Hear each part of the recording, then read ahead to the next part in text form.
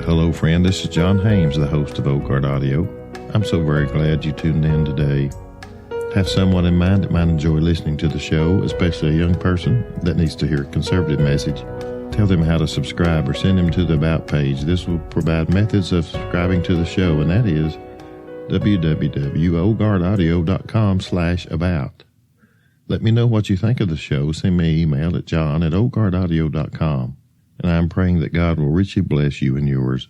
Thank you again. This is John Hames. The American Revolution started as a tax revolt over a single tax on tea. Now look at us. It seems like everything we do is tax. The system behind these taxes is a bureaucratic monstrosity, a deadweight on the economy. And it erodes our trust in the government that's taxing us. If you have enough lawyers, lobbyists, and loopholes at your disposal, maybe you can game the system. That's fine for big corporations and wealthy individuals, but what about the small business owner or the middle-class taxpayer? He just has to shut up and pay up. Nothing illustrates the disaster that our tax system has become than the mother of all taxes, the federal income tax code. This tax alone, with all its attendant rulings and interpretations, is estimated to be about 10 million words and rising.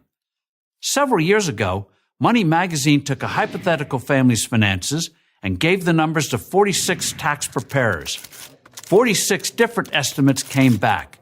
In some cases, those differences ran into the thousands of dollars of what the family owed.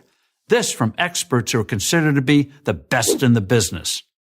But the taxes themselves are only part of the cost of this toxic code. There's also the cost of compliance, the time, money, and effort it takes for Americans to prepare their taxes. A George Mason University study puts the annual cost of compliance as high as $378 billion, and the total annual economic cost, including work hours, at more than $600 billion. Again, these are annual costs, as in every year. That's a lot of money that could be used in more productive ways, creating new products, new services, new medical devices, new cures for diseases. Clearly, the time has come to drive a stake through the heart of this tax monster. So what should be done? Like most things, the best solution is the most simple. A single flat tax with no deductions, except for a deduction for each adult and for each child. Fill out a sheet of paper or key in a few numbers on your computer, and you're done. This one change would not only make every citizen's life easier, would also transform government, our economy, and our society by ending the complexity that gives bureaucrats and politicians so much power. They have power because they're the ones who dole out the tax favors. It wasn't always this way. There was a time when corporations primarily lobbied Washington to keep government out of their businesses. That has changed. In the words of The Atlantic, the evolution of business lobbying from a sparse reactive force into a ubiquitous and increasingly proactive one is among the most important transformations in American politics over the last 40 years. This favor-seeking is centered on getting special treatment and tax breaks. A flat tax will help us begin to scale back that special interest-loving, crony capitalist big government that we all complain about. Everyone would pay less, not only in taxes, but also in compliance. Investment and job creation would skyrocket. We'd experience a recovery that would grow the tax base and, irony of ironies, ultimately generate more revenue for government. I go into this in much greater detail in my book, Reviving America, but here in essence is how it works.